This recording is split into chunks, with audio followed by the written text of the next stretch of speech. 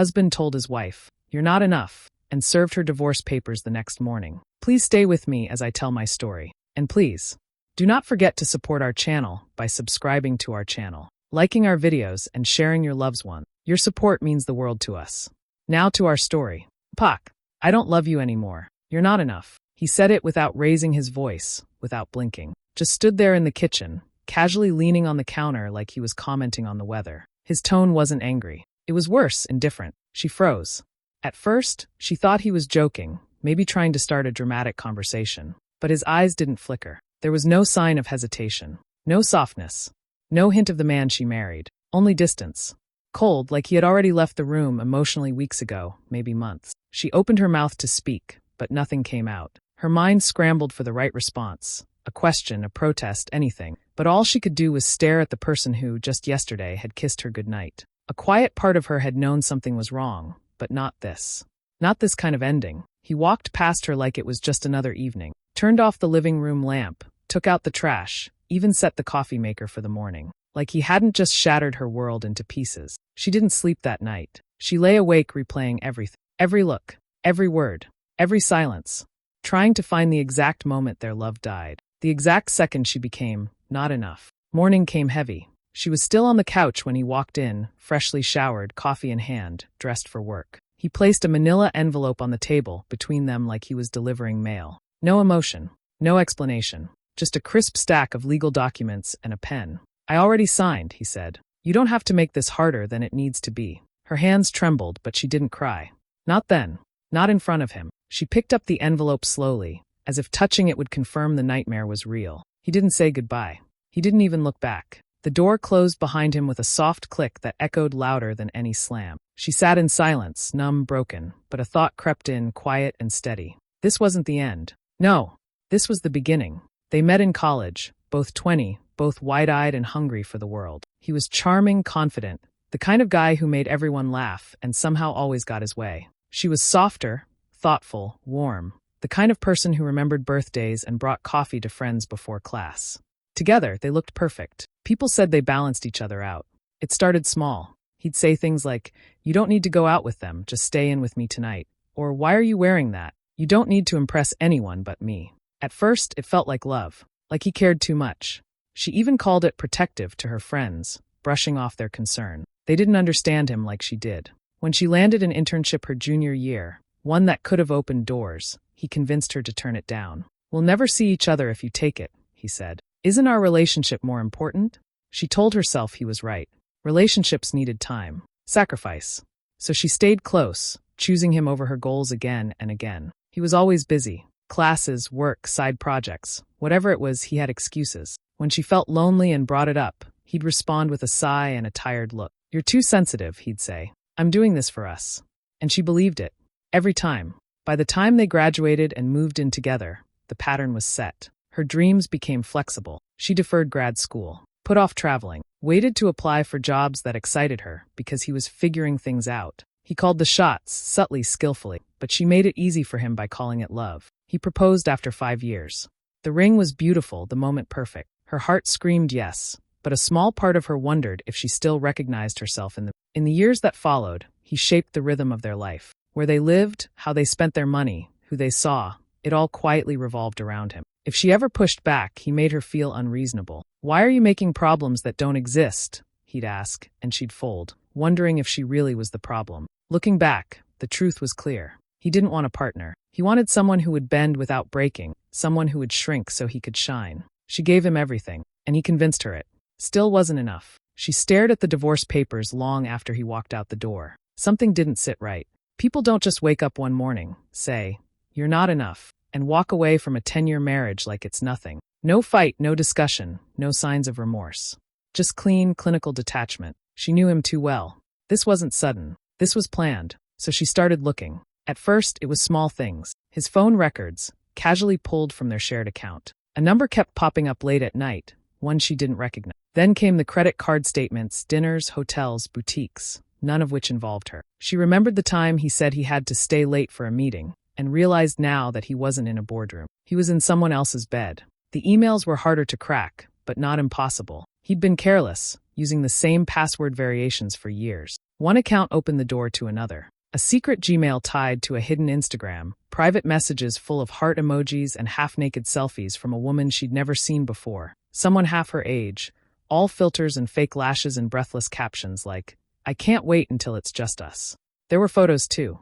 Him, smiling wide in places he told her he'd never been. Her in the passenger seat of the car she used to drive. The captions made it clear, they were already playing house. Already building a new life. One that erased her completely. She felt like she couldn't breathe. But the worst part wasn't the affair. It was the timeline. Screenshots dated back 6 months. Conversations about getting things in place and freeing himself from the past. The past, that was her. The woman who built a life with him, who stood by him through debt, family loss, and job changes. To them, she was a problem that needed solving. Something to quietly discard. This wasn't a slip-up. It wasn't lust.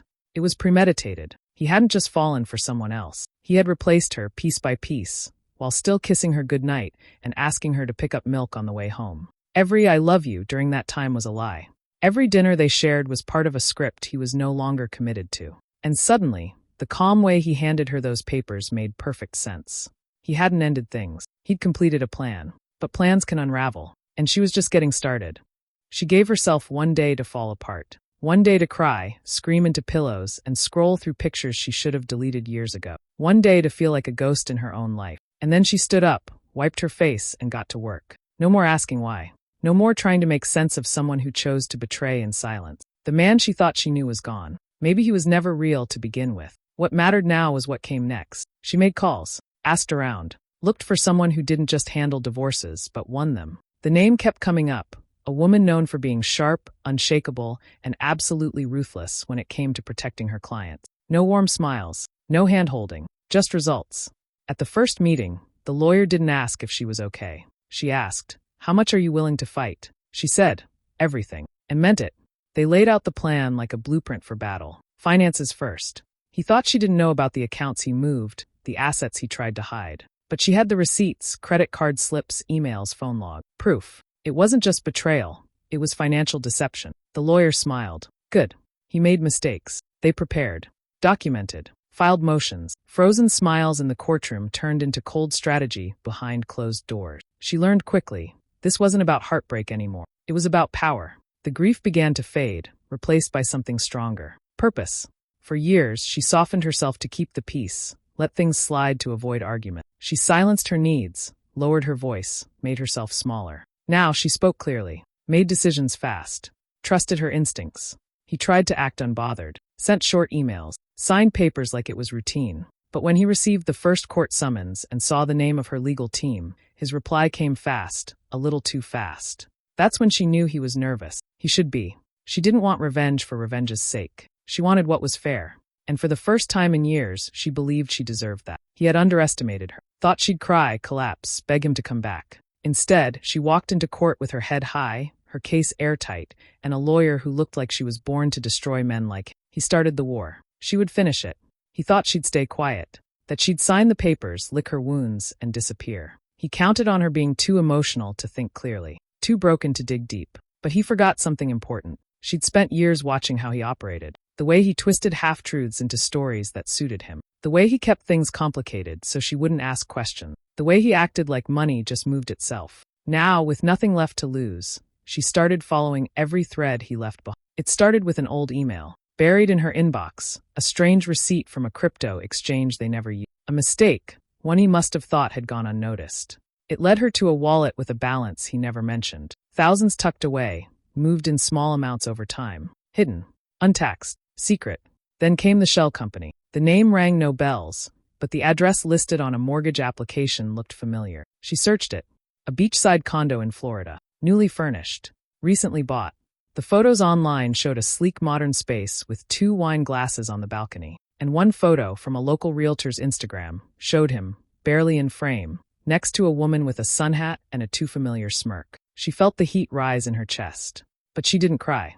Not anymore. She printed everything. Dates, amounts, screenshots, transfers. Labeled them. Filed them. Next came the burner email. She wouldn't have found it, except for one small slip. He'd once used the same recovery phone number as his main account. From there, the door cracked open. She read every message. Each lie.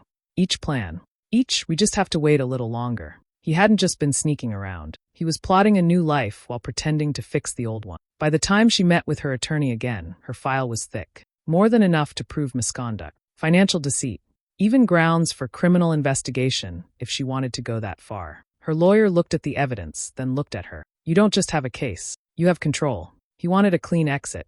Instead, she now held the very things he tried to bury. And the law was on her side. This wasn't just about property or money anymore. This was about leverage. And with every secret uncovered, she felt a little more powerful, not because she wanted to destroy him, but because now she finally could if she chose. 2. He walked into the courtroom like he'd already won. Confident, polished, smirking. His lawyer, sharp-jawed and expensive, followed behind, carrying a leather briefcase like it held the crown jewels. And then there was her, the new girlfriend. Tall, camera-ready, dressed in designer heels that clicked too loudly on the tile floor, like she wanted attention. He looked around as if this was just another business meeting, just paperwork and signatures and one last formality before moving on with his new life. Then she walked in. Not the tear-streaked woman he remembered. Not the quiet, uncertain version of her he'd manipulated for years. No, this was someone else entirely. She wore a black tailored suit. No jewelry, no frills.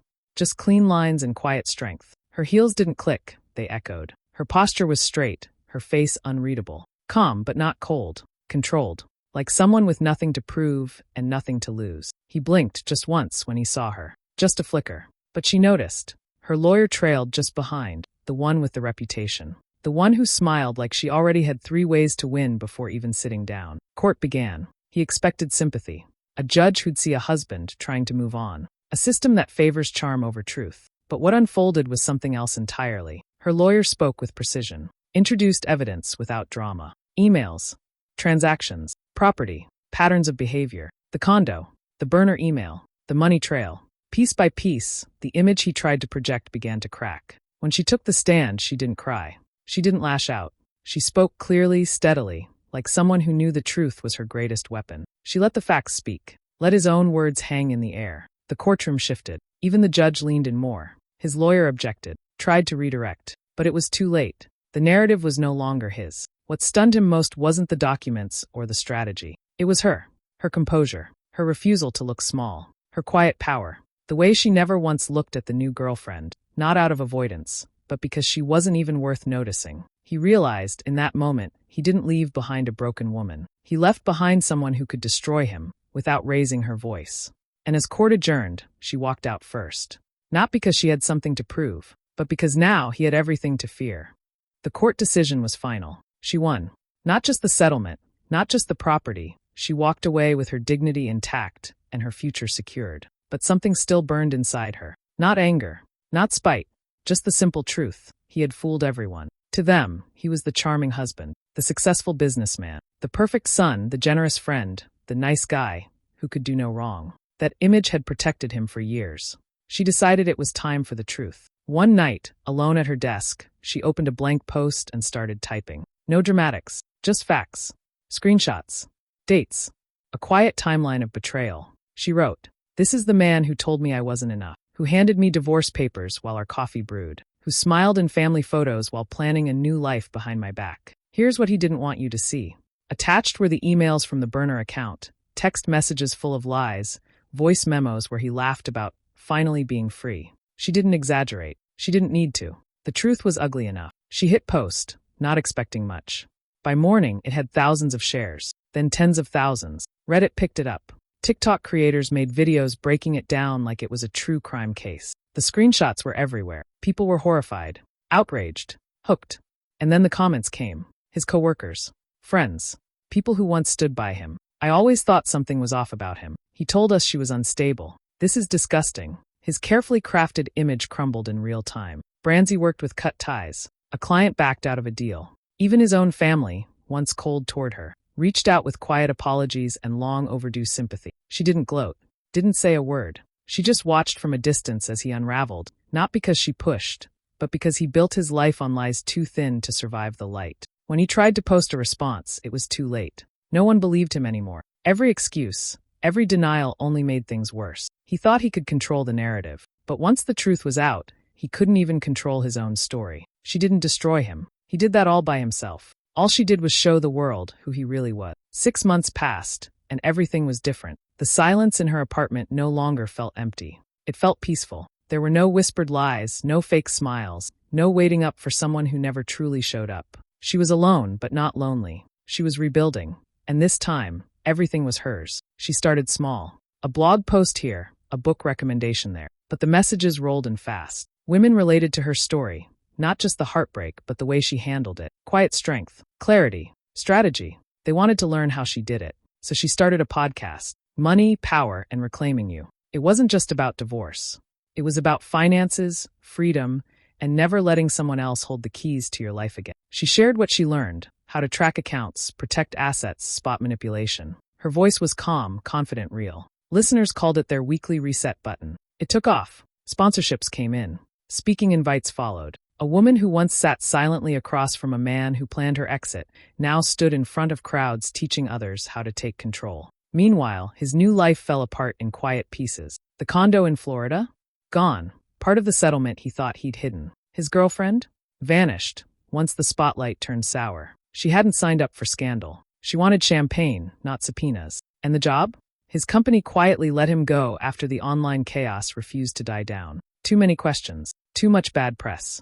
His name became a cautionary tale, whispered in hallways and warned against in networking circles. He watched her rise, not in bitterness, but in brilliance. She never mocked him, never said his name in interviews, never dragged him through the mud. She didn't have to. Her success was louder than any insult could be. He, who once said she wasn't enough, now scrolled through her clips late at night, listening to the same voice he used to ignore. Except now the world was listening too. She didn't just survive him. She transformed because of him, not thanks to him, but in spite of everything he took away. And every day, as she built something stronger, clearer, and completely hers, she knew he saw it. Knew he had to live in the ruins of what he thought was control. She had no need for revenge. She had purpose.